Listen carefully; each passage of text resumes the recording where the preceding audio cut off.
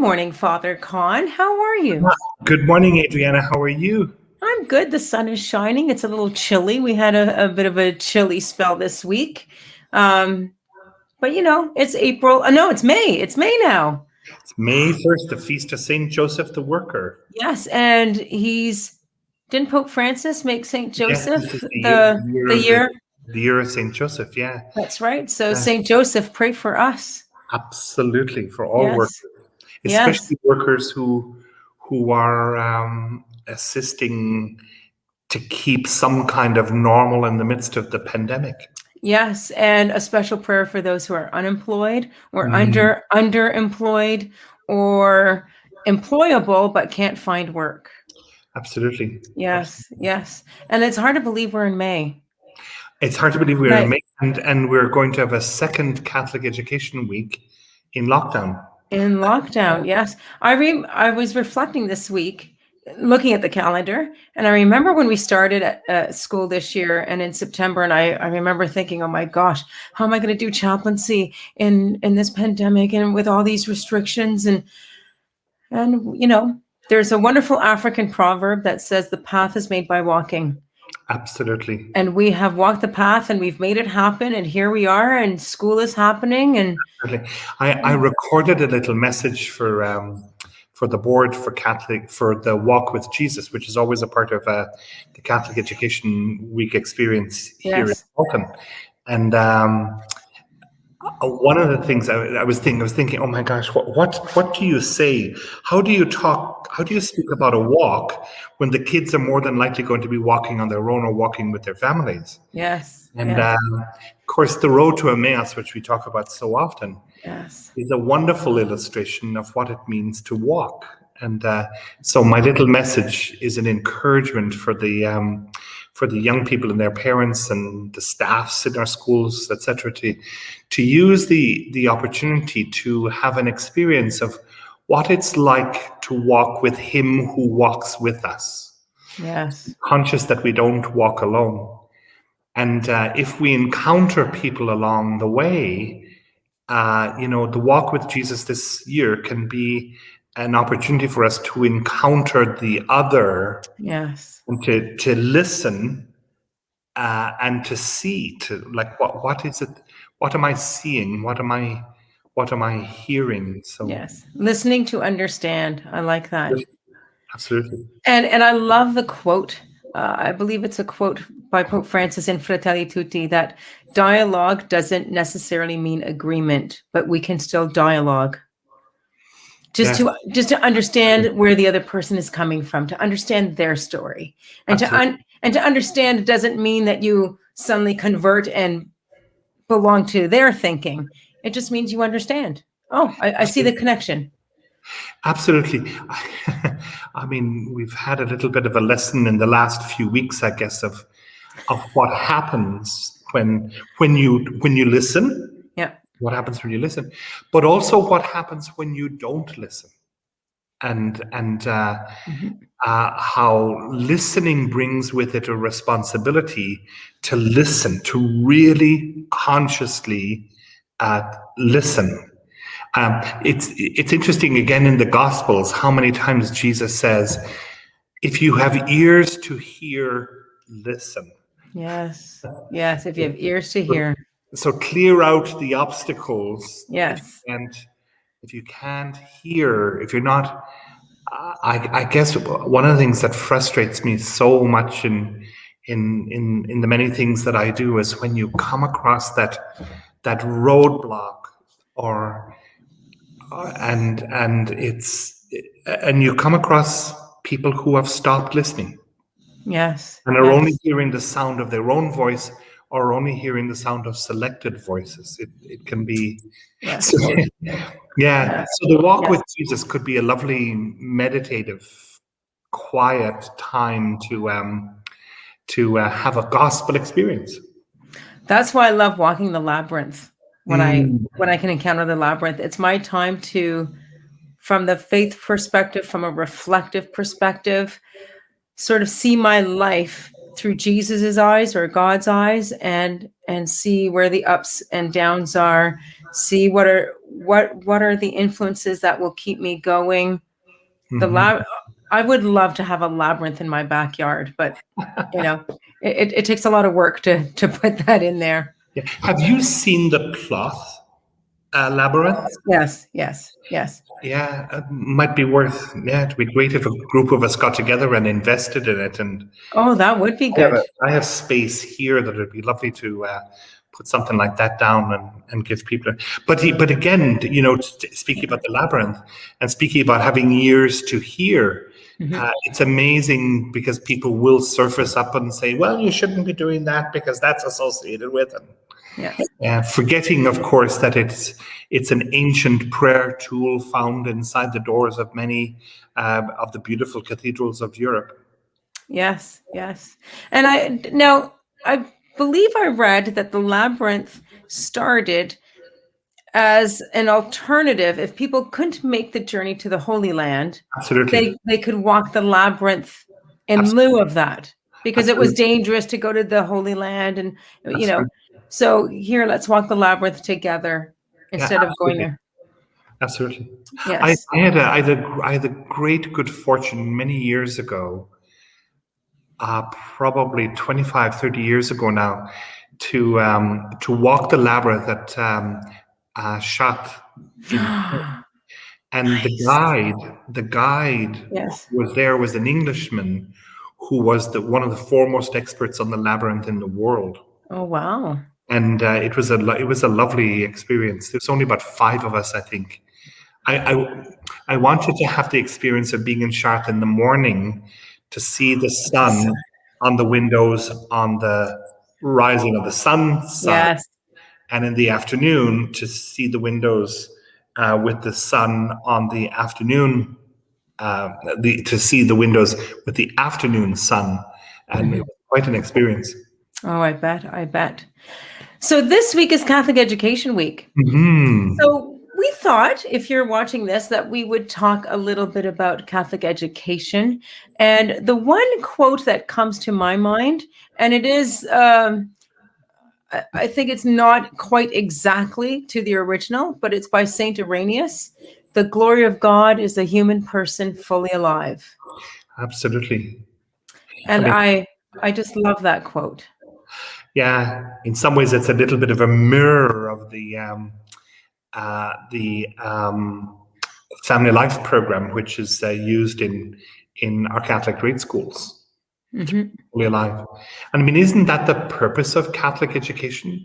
It's to form and shape and to nurture young people to be effective disciples in the world, but to be effective citizens in the world as well. Yes, to giving our students the tools to navigate. How do we live a life of faith and culture, but not in a way denying that encounter? Because that is not the Catholic way. Right. It's to use our intellectual faculties, our the soul, the spiritual, faculties to navigate, right? Wisdom, and looking at the different kinds of truth that lead us. So how do we have a conversation with all that we're going to encounter in our future, but using the tools of our faith tradition? Yeah, absolutely. One of the experiences in Catholic schools that I have a huge appreciation for is the work that we do, for example, around the sacrament of confirmation.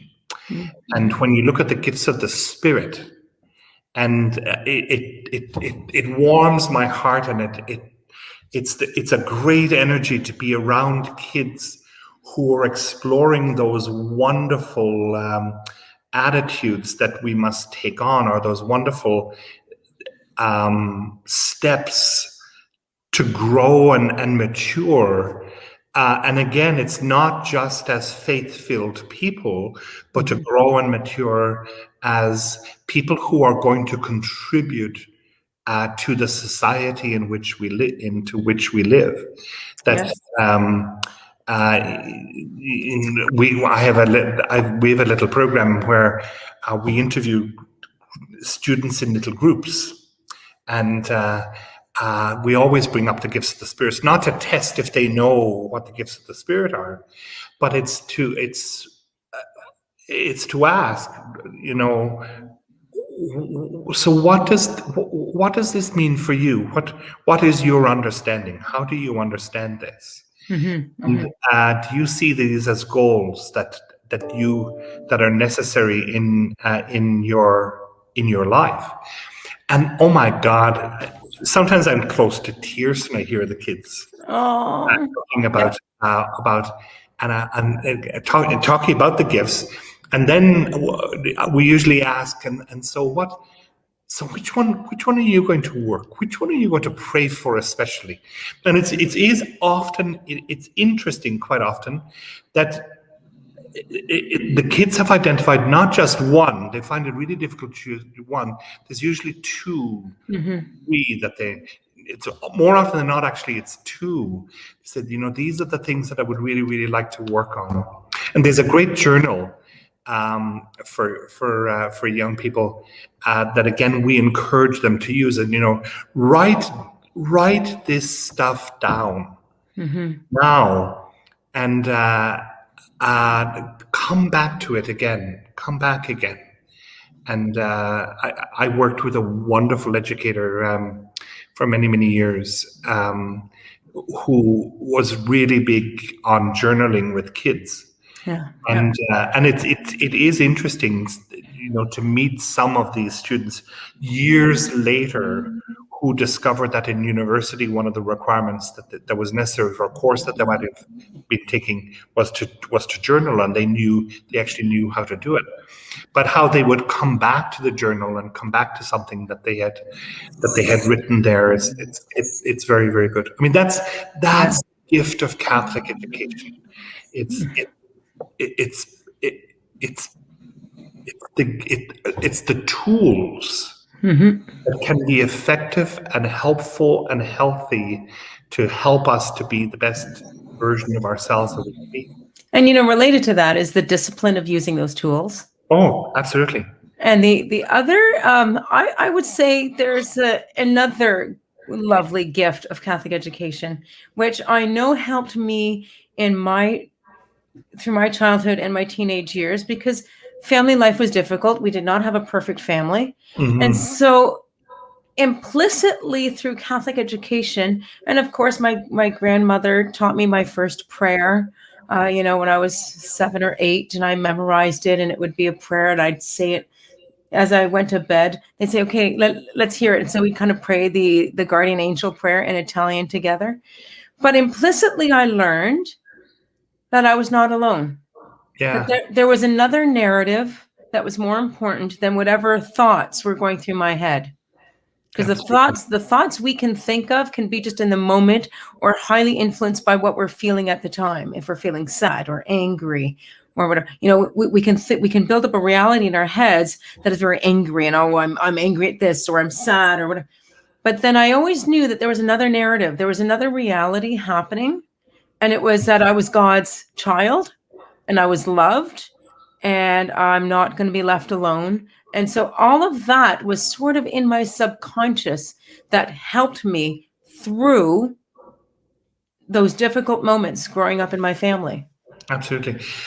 One of the things that I really appreciate about Catholic education in the province of Ontario is that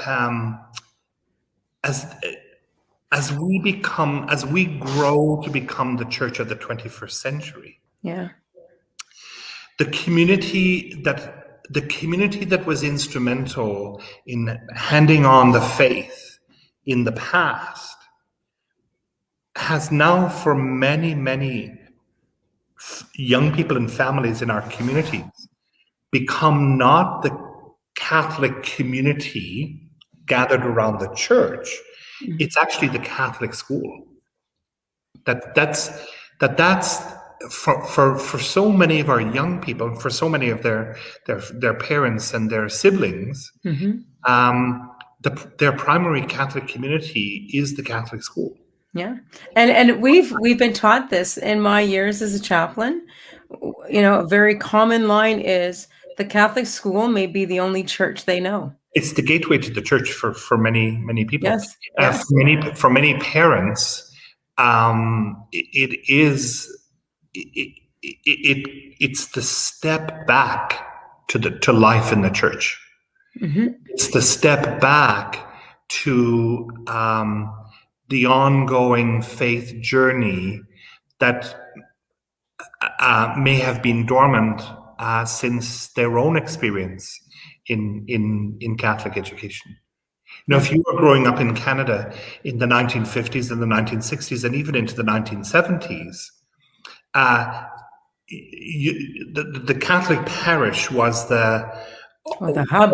It played a huge role in your faith formation and in your faith development. Yeah. That's not necessarily true anymore in our Catholic. I think our Catholic schools do a superb job in handing on the faith, in helping in the process of handing on the faith. But if you look at what it does in terms of it re-engaging adults again with their faith. Several years ago, I was doing a little project for the Institute for Catholic Education. So this is quite a few years ago now. And I remember there was a delegation from England who were here in Ontario during their Easter break. And they were visiting schools and institutions in the province of Ontario that work with Catholic education.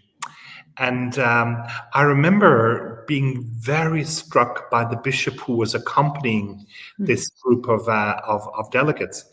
When he was hearing some people in Ontario saying, the family attendance at church is very poor, and we seem to be missing out on connecting with parents, and it sounded very grey and dull. And the bishop, who was a lovely man, he said, there's truth. That's true. He said, in my diocese, we cannot afford to think like that. And then for the next 10 minutes, he talked about the incredible ways that the Catholic school was the catalyst for a revival of parish life. Interesting. And talking about those touchstones in the students' experience, First Communion, reconciliation, Christmas concerts, Catholic Education Week, and other opportunities, graduations, etc., where parents are, I don't know that he used the word infected, but where parents begin to question their values and begin to question what are the influences what are the positive influences that we want to have on our children as they grow up in a world that has many opportunities, but a world that's also confusing. And so he talked about how it was an engagement again with parents and yeah. So I mean, I think the role of Catholic education in the province of Ontario is pivotal to our parish experience and our parish life. There's a wonderful metaphor, and I mention this all the time. So if some of the people who are watching know me, they're going to know the story. I came across an article, I don't know, a year or two ago by Walter Ong. He's a Jesuit, and he was working at a Catholic university, and he wrote this article in 1990. And they were, I guess he, with the team of other professors and, the heads of the university, were looking at what does it mean to be a Catholic institution now when our students are very diverse. We have a lot of diverse employees that aren't all Catholic. So what does it mean to be Catholic? And in his article, he was writing, he prefaces his article by looking at the etymological origins of Catholic, and we understand it to be universal. So he was looking at this and he said, okay, they had universalis in the Latin. Why do they not use universalis in the creed? Instead, they used catholicos, which is from the Greek. And so he's looking at, universalis is this idea of universal, where you kind of take a compass, you take the point and then you spin it around, And he said, yes, it means universal, but there's still a sense of there are people who are in the circle and then there are people who are outside. And he said the Greek word katolikos, means kind of throughout the whole. So then he attaches this to the parable in, I believe it's Matthew, the parable of the yeast. The woman is kneading 3 measures of flour and takes in the dough, and it's like the dough or the yeast. And so he looks at this metaphor, this parable, and he says, yeast is a fungus and it grows without any limits. It, exceeds it, just keeps growing into a bigger reality. It does not turn the dough into yeast. It does not, nor can yeast do that. And so it's this sense of, as Catholics, we impact our culture, and it's throughout the whole. And if we look at this metaphor, if yeast turned the flour into yeast, we wouldn't have bread. Absolutely. Right. Yeah, and so it's how do we impact the culture without having the pieces of our culture conform to us, but we impact it, we make it rise. And then we, bread you eat, we can survive. So how in our impacting of our culture and of the influences around us, do we make our culture rise? Then we become a life for everybody. And I love that. I love that metaphor. I love that. Do you know who Mark Carney is? You know who Mark? He's the former Governor General of the Bank of Canada, and then he went and became the Governor General of the Bank of England, one of the most prestigious banking assignments in the world. Yeah. He's just written a new book. The title totally eludes me right now, which I've started reading. And I almost fell out of my chair when I discovered that in the preface, when he's explaining the rationale for this book, which is looking at economics, but looking at the state of the world, etc. Is it titled Values, Building a Better World for All? Yes, that's it. The title, Values. That's right. And so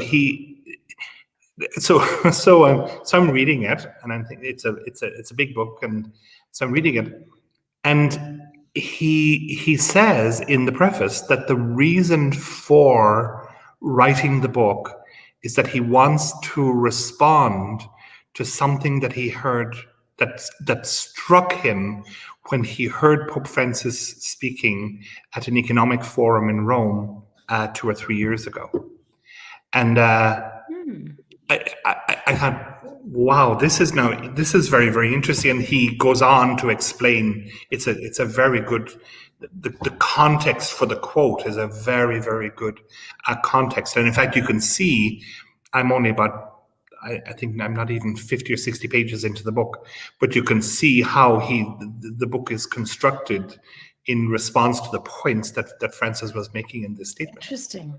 And I think that's the purpose of Catholic education. It's to awaken in young men and women a thirst to go that little bit further and to go that little bit deeper. Yes. To realize that there's a purpose and that there's a mission and there's a goal. And it isn't all about what you get or receive. It's also about the great responsibility that you have to give back because you got and because you received. That's so well said. That's like a mic drop. But it's true. It's true. You know, you can't help but be, when you think of just recent graduates from our schools, at your school, one of the great joys every year is to hear the students in the IB program. And to hear them speak about what it is that they have received and the responsibility that comes with it. And I think, wow. Yeah. Yeah. Wow. And some of the good work that those IB students are doing as part of their CAS projects, like, wow, wow, I wasted my high school career compared to some of these kids, you know? My niece, she would kill me. My niece would absolutely kill me if she ever, if she heard me mention this. But she's one of my heroes. She's a very bright, very ambitious young woman, and I think she has a bit of a love-hate relationship with her Catholic education, which you often hear. Yeah, yeah. But when you have, when you sit down and have dinner with her, it's lovely to sit down now that she's an adult and a professional, it's lovely, and you still hear echoes of what she received in her Catholic education, the books she read, and that she still continues to read. An idea that comes out. I mean, there's no doubt that social justice, which is a whole other conversation. I think that one of the great gifts of Catholic education in the province of Ontario is the awakening of this social justice consciousness in young people. Yes. It certainly did with her. She was a student in Catholic schools in England, and she lives and works in a world of high finance, but my Lord, you'll hear little comments that, and I think, I know where that started. I know. Yeah. Well, I'm not sure that it's still from. Yeah, come on, Adele.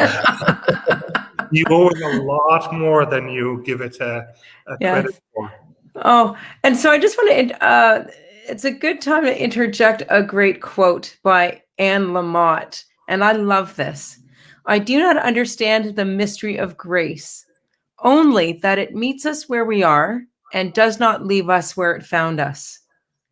And that I also think can sum up my Catholic education, and because it's a journey. And the more we grow in this awareness and this wisdom and this love that God has for us, the more it changes us, but it doesn't leave us where it finds us. And so I think this is a week. I know some people may, when we think of Catholic education, oh, right, like, oh, they just brainwash and proselytize. And well, no, that's not the purpose of Catholic education. No. It's about the glory of God is a human person fully alive. It's about helping all our students, whether they're Catholic, Muslim, Hindu, Buddhist, Presbyterian, United, or don't practice at all. Whoever they are, it's about helping each person be fully alive. Absolutely. I don't know if you know this, but I think I'm correct in this. If you look worldwide at education worldwide, at all levels, the Catholic education system is the largest education system in the world. And I think sometimes, especially when we hear criticisms of Catholic education is not doing enough to make, young Catholics, and we don't see the young Catholic bums in the seats in the church. One of the interesting things to do is to ask yourself, why is it that Catholic education is regarded so highly around the world? Because it is, and you look at some place like Pakistan, or you look at like India, you look even the Middle Eastern countries.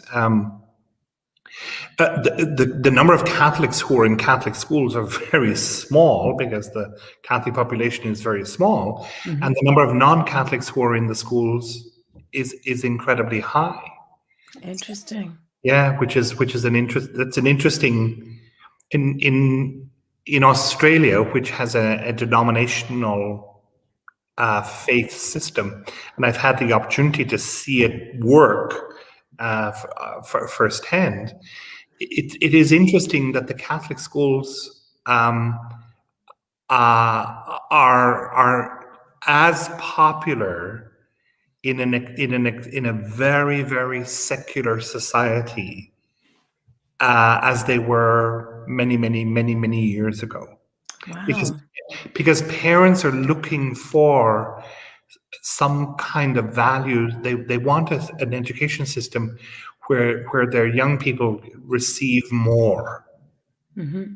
And that's not that the Catholic education system in the province of Ontario is a publicly funded education system. Yes. And it's not that the public system doesn't offer that. Mm-hmm. There's something about that the history of Catholic education, the culture of Catholic education, the context of Catholic education that parents want. I mean, here in the parish, many times during the year, I'm asked by non-Catholic families, if, Father, would you write a letter? What do we need to do in order that our children can attend a Catholic grade school? Of course, they can attend high school, but they need special permission to attend a Catholic grade school. So in Catholic education in the province of Ontario, we have so much to celebrate and so much to be thankful and joyful for. I will drink to that. What's left of my coffee. Good.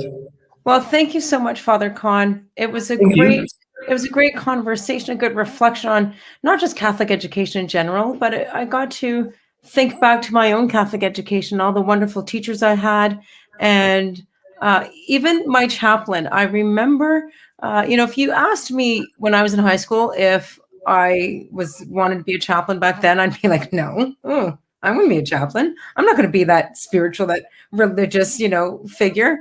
And then I remember, as life happened and I studied theology and God led me here, I remember going to the first chaplain's conference and seeing my chaplain there. And it was a real powerful moment where, oh my gosh, the student has become the teacher. Yes. And yes, a real big circle. So it was just a lovely moment. So anytime, every year when we gathered for the chaplain's conference and I would see Denise, it would just be a very special moment. Right. Yeah. So thank you. It was a lovely. Enjoy your walk with Jesus. I will. And well, technically, don't we walk with Jesus every day? Well, we do. Yes. Yes. It's going to be a very special one. It will be a special one this year. So take care, everyone. Have a good week and happy Easter and continue the journey.